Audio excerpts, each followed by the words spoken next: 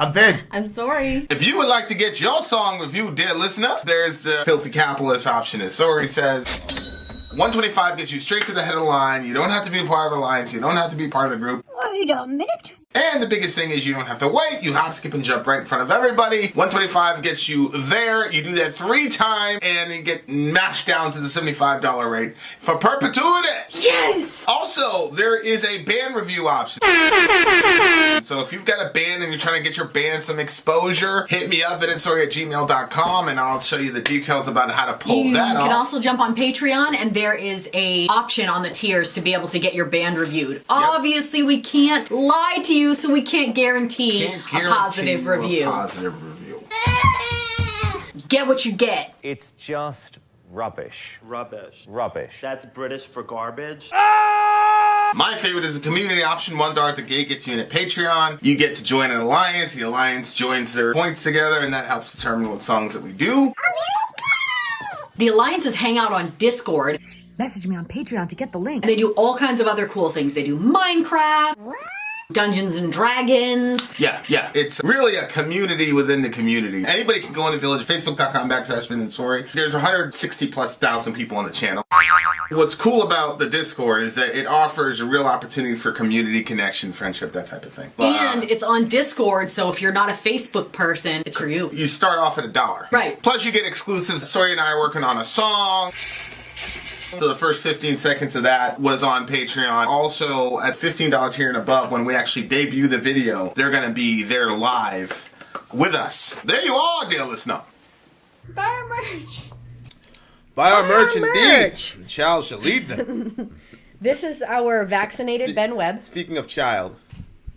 No, this is our boosted Ben Webb. Oh. The booster's next. I wonder, I don't think Ben Webb has actually...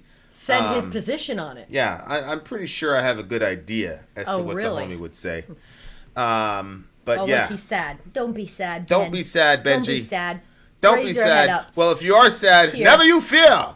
The next song, dear listener, from the wonderful, beautiful individuals at the Agents of Ambitus are Ghosts of Atlantis, the third pillar. I repeat, Ghosts of Atlantis, the third pillar. And this is for who? Who's that for? I was going to say Ben Webb. Is that for the big homie Northern Scoundrel? This is for Northern Scoundrel. This is for Northern Scoundrel, my guy. I'm pretty sure I know Northern Scoundrel personally. He never texts me anymore. Okay, that's okay. Well, somebody at the beginning of the stream said they lost our number. That's probably him. Maybe it was him. Send an email, Northern Scoundrel, vinandsori@gmail.com. All right, let's go. There he is. He's got a different thingamajiggy. Oh, that was not the person that said they didn't have the number. Okay, somebody else. I've lost track of how many people you've given your number to. So when somebody says that, I'm like, talk to Vin. I'm not passing out his number everywhere. Okay. Here we go. The third pillar, Ghosts of Atlantis. Let's go. My lyrics. I got it. You got it.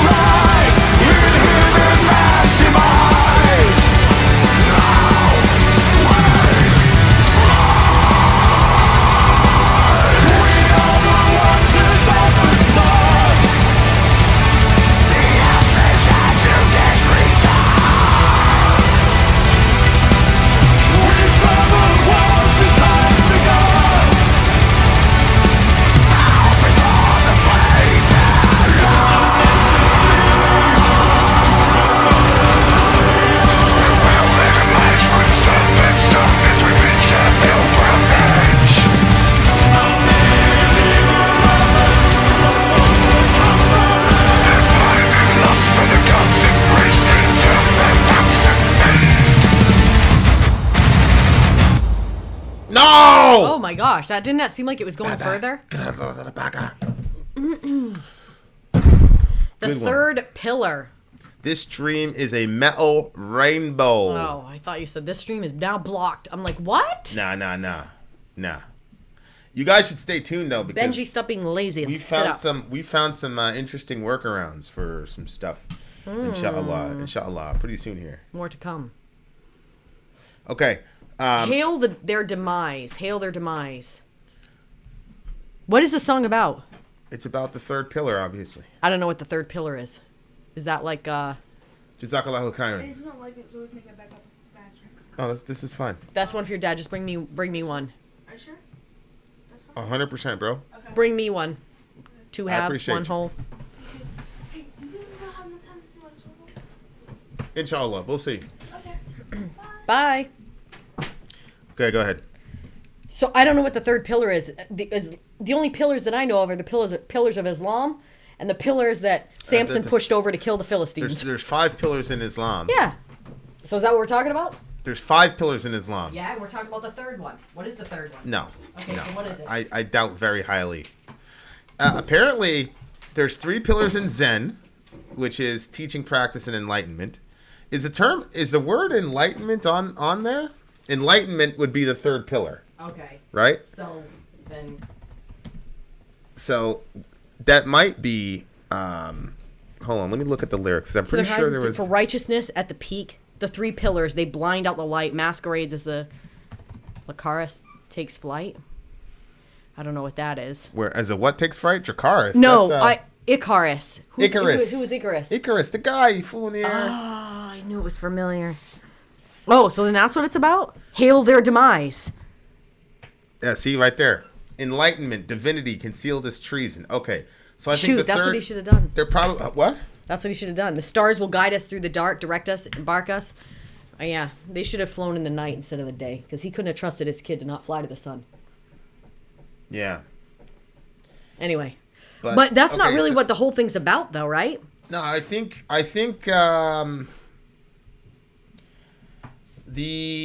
the underwater city beyond the Pillars of Hercules, Atlantis. Right. I understand that. Like the the lost city of Atlantis or whatever, beyond the Pillar of Hercules, which is the name of the band, right? Yep. Oh, is it? Or is no? it? Ghosts of Atlantis. Ghosts is the of name. Atlantis is the That's the band. song. Is the band or the song? The band, and the song is the third pillar. Okay. What? So then See, it's Ghosts of talking Atlantis, about the third talking pillar. about enlightenment then, because enlightenment is the third of the 3 pillars in Zen, right? Okay. Isn't it knowledge, application, enlightenment? Yeah, but. So when it talks about enlightenment, it says it's talking about enlightenment, divinity concealed as treason. So maybe it's people who are against enlightenment. See what I'm saying? Okay. I don't know. So go ahead, keep going. The stars will guide us through the dark, direct us, embark upon crusades of freedom. The cries of men that we now hear enlighten divinity concealed as treason. To the horizons we seek, for righteousness at the peak. The 3 pillars, they blind out the light, masquerades as the... How do you say that? Divinity. Icarus? What? Icarus takes flight.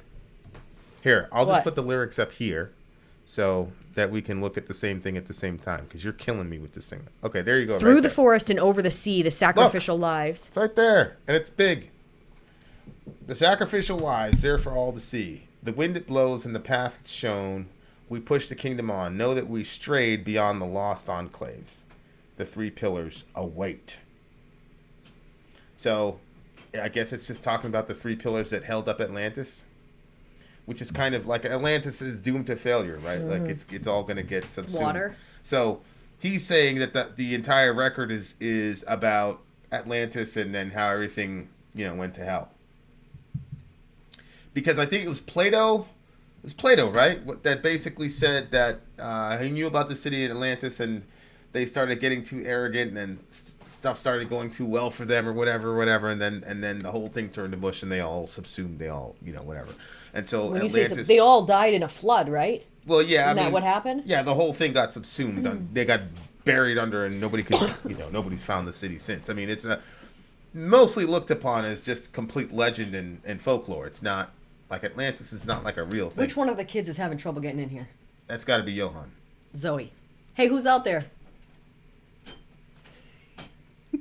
Who is that? We have a child safety on the back. It's Zoe. It's Zoe. Aww. It's Zoe.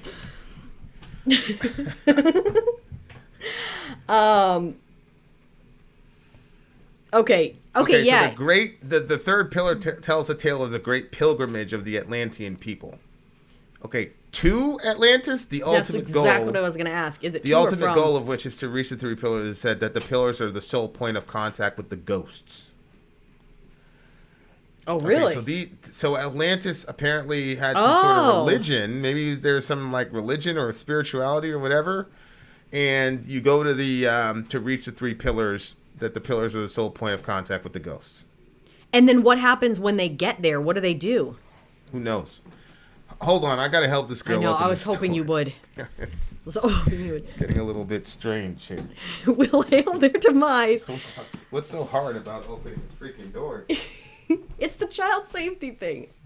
Hi, honey. Water on my hands. Okay? Uh-huh. Yes, sure. Thank you very Thank kindly. you very much. Wow. I said one. Anyway. Yeah, go ahead. When it says, it talked about a serpent will hail their demise through the serpent's tongue as they reach their pilgrimage. Yeah, maybe. And then it looks like it has some words in Greek or something. Those Latin, I don't know. I think those sound like Latin. Manet. Libertas. The Remorta. elders, look. The elders Precarium? teach of the ability to unlock time travel and magic, yet to raise the ghosts, they must first survive the journey. Oh, they're going to raise the ghosts. Oh, so they're going to raise the because they're on this sacrificial right here through the forest and over the sea. The sacrificial lives there for all to see. The wind it blows and the path is shown. We push this kingdom on. Know that we strayed beyond the lost enclaves. So they're going enclaves. So they're going to meet with the ghosts to give them information. Is that what you said? That gives them the ability to travel through time. Yeah.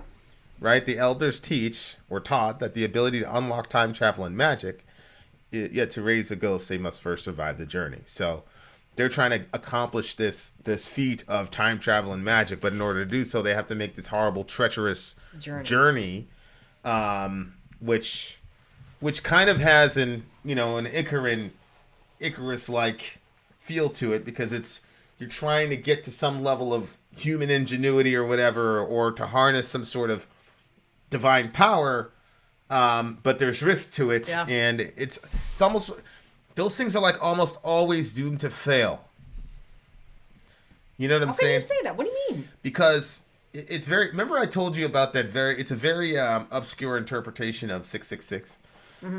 Which is that 7 is a number of perfection, and so 6 is man's attempt to get perfection. Yeah, and he'll never get there. And then to repeat something in tripartite in Hebrew culture was the ultimate form of emphasis. So holy, holy, holy, for example, or in Jeremiah when they were saying the temple of the Lord, temple of the Lord, temple of the Lord. So 666 is not just man's attempt to reach perfection, but his attempt to reach perfection in every aspect, and his doom to failure every single time, which then engenders a certain level of rage and envy at God, because only God can hit 7, and God hits 7 every single time, and we only hit 6, and so there's this rage at God because of our inability to be God.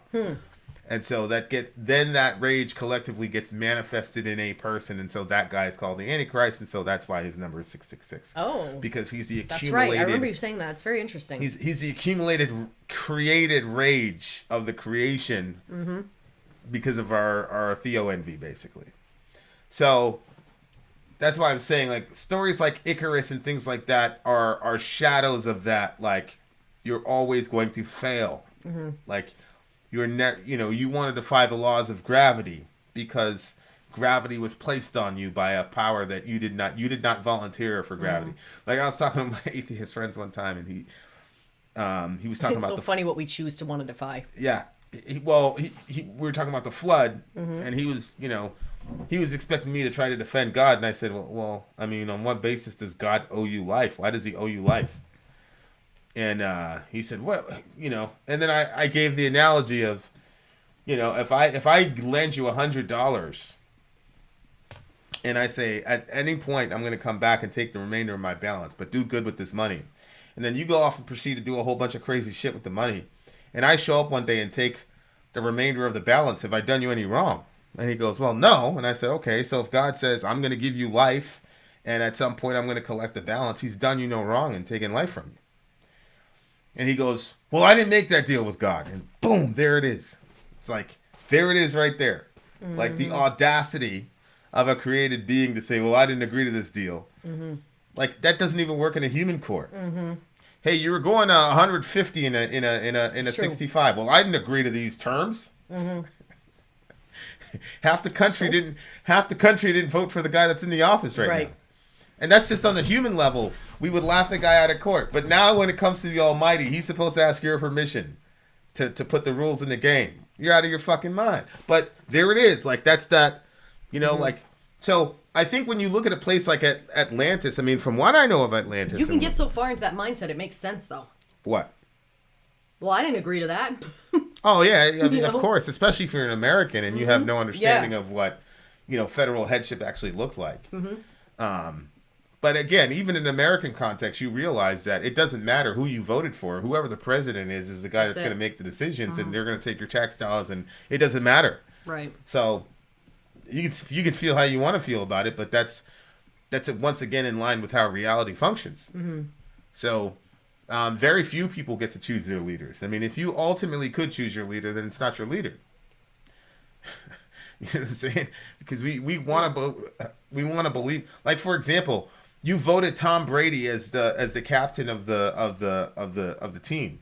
Okay. But even if you didn't vote Tom Brady as the captain of the team, guess what? He would still be the fucking captain of the team. Yeah. So that's what I'm saying. Like, we don't choose our leaders.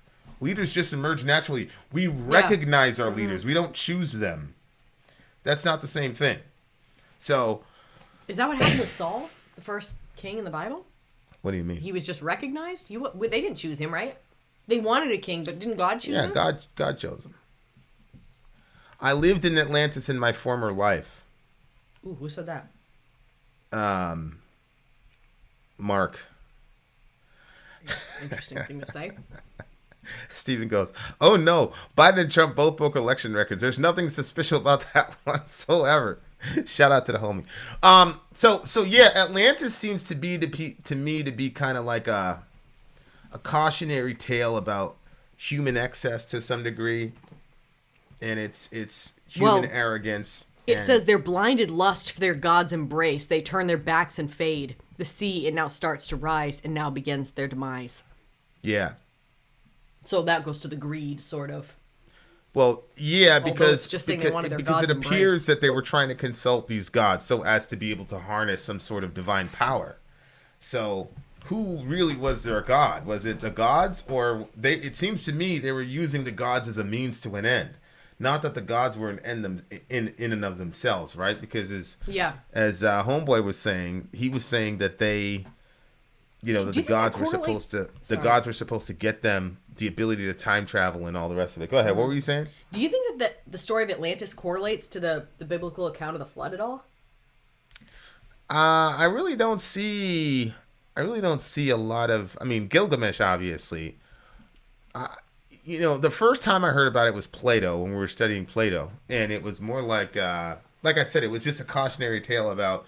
But it wasn't like violence, because the main issue in Genesis and even the Enochian or intertestamental literature for the flood was violence. It's just widespread violence, and you had the Nephilim and Enoch. They were eating people. They were teaching cannibalism. They were war. They were teaching people how to do war and giving them instruments for warfare. And women were wearing makeup. But Atlantis seems to be more about arrogance, hubris, pride.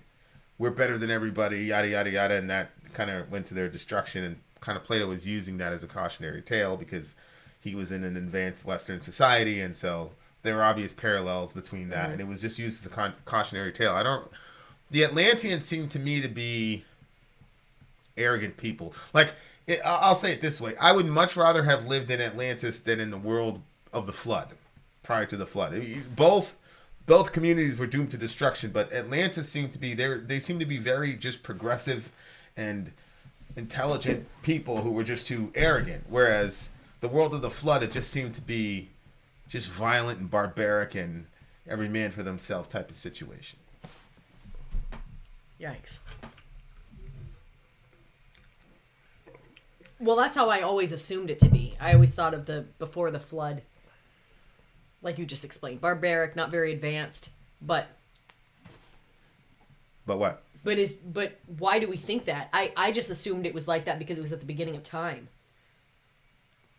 But then there's discussion like, well, there's the whole was filled with violence in Genesis 6. So I don't think right. I don't necessarily think they were backwards people. I'm just saying that they were just violent people. You know what I'm saying? Yeah.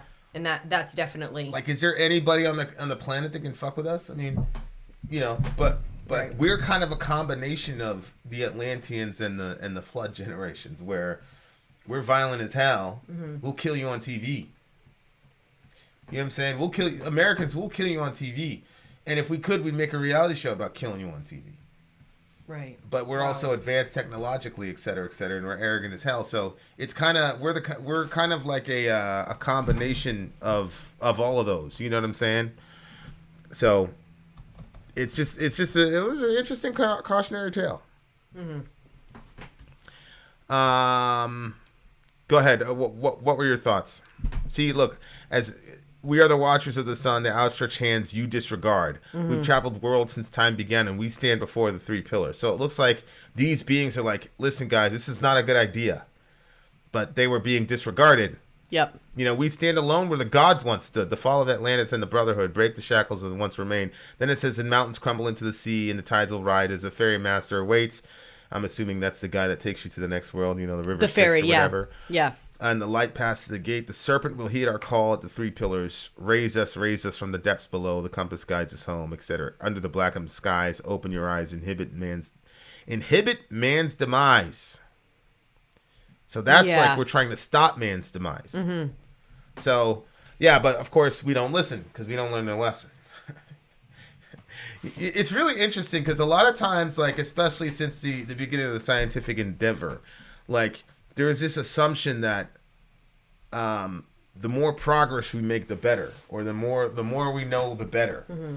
and the more scientific advancements we make, the better. And I'm like, I'm not sure that's true. Mm-hmm. Because I look at it like, have human beings matured enough for the knowledge? That's the question. Mm-hmm. You know what I'm saying? Like, when my brother was little man, Jamie, when he was 3, he made the newspaper. I was going to say before I did, but he did. No, that was your poem. You did a poem. How did he make the paper? Because we went to pick up my stepdad. Yeah. And he goes, oh, hold on. And so he left the car on. Oh, right. That's right. I forgot about this. And then Jamie got behind the wheel and drove them right into a fence or some other thing. But Junior was in the car. He was like, no. You know what I'm saying? But, like, he was not old enough to deal with that technology.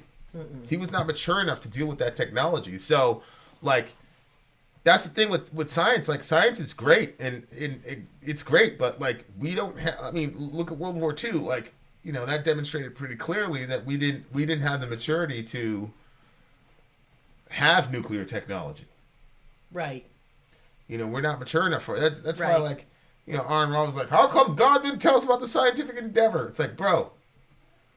God knew we needed Genesis 1:26. We still haven't been able to figure out Genesis 1:26 mm-hmm. that human beings are created in the image and likeness of God. Mm-hmm. I'm like, you guys don't even know why we shouldn't kill people. Get out of here, bro. Like, God's gonna give us the keys to the kingdom, give us nuclear technology and all the rest of it. If God would have done that in Genesis 1, none of us would be here right now.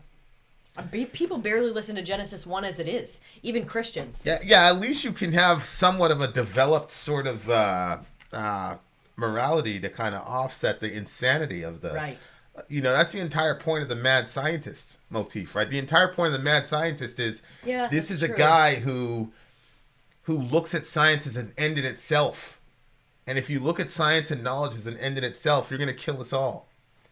But if you look at science and knowledge as serving some higher purpose, then not only does that benefit humanity, but it also creates stopgaps. Yep.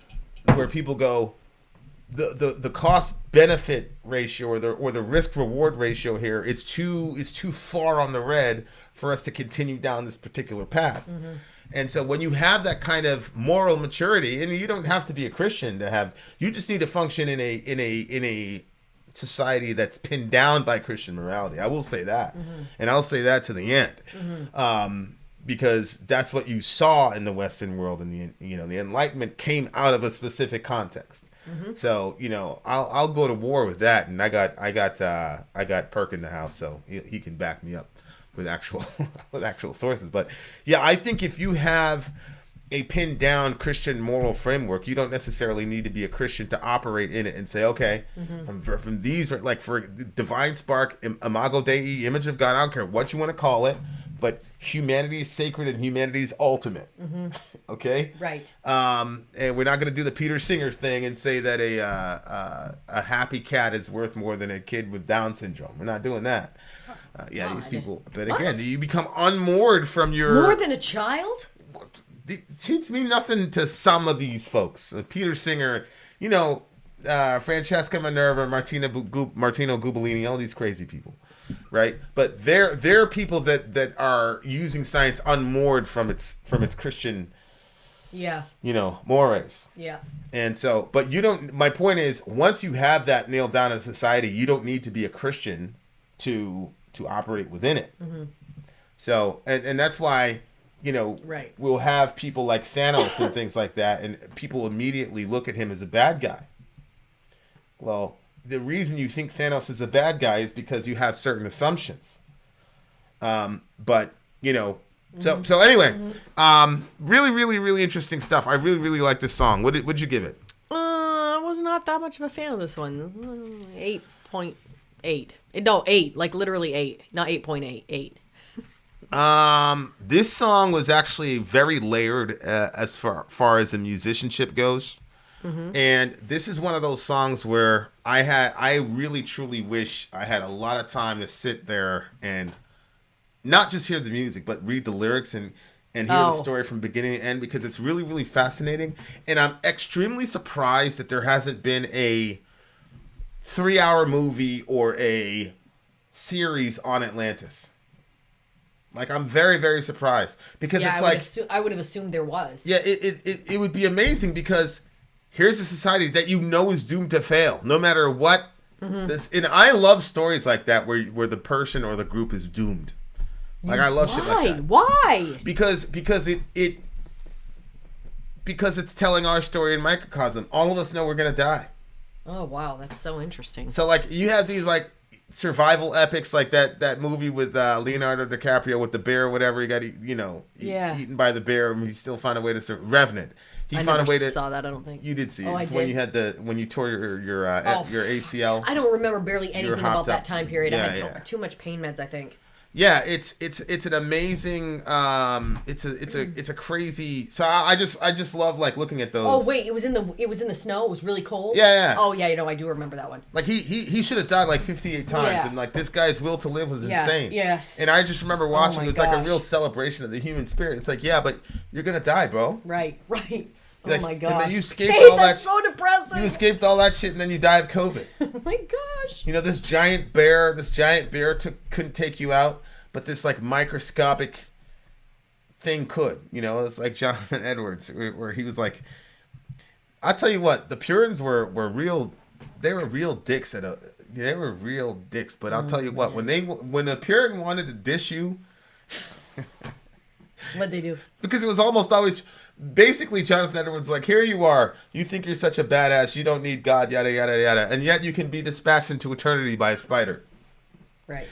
Like, how bad are you really? Right. And then now it's like, it's even worse. Like, here you are, people, I'm the master of my own ship, yada, yada. Okay. But, you fucking COVID could take you out. Fuck out of here. Do you think that's why we like stories like Spider-Man where, I know that the spider wasn't like a real spider, but it was like a, I don't know. Well, they got chemicals splashed on it or something. Yeah. But he gets bit by it. It should kill him, but instead it empowers him. You think that's why we're attracted to stuff like that? Oh, yeah, 100 trillion%, of course. Yeah, of course. Shout out to Brazil, by the way. Long live Brazil. Hey, Fernando Aquino. Wait, is this Stacy's Fernando? I think this is a different Fernando. Or another Fernando. There are multiple people in the planet named. Wait, what? How dare you ruin my... Okay, actually, babe, we gotta say Vin out, Sori out. Having said that, I'm the master of my fate. I'm the captain of my soul. Right? Like, yeah. Yeah, no, you're not. You're not the master. You fuck out of here. You're the master of your fate, bro. What do you mean? I'm not talking about... The Bible says that... I'm not talking about Archero. I'm saying, like, that idea is just patently ridiculous. It says that man, like, makes his plans, basically, but God's the one that orders his steps. Proverbs 16, yeah. The man makes plans, but the Lord determines, yeah. Like, I was thinking about that because one of our kids was saying that when they grow up, they're going to move to this certain place. And that's literally the verse I quoted to myself because I wanted to stick around. So I was like, well, he can make all his plans, but God's going to... I didn't say that to him. I was like, that's nice. All right. Vin out. All right. Having said that, dear listener, Vin out. Sori out. Gone.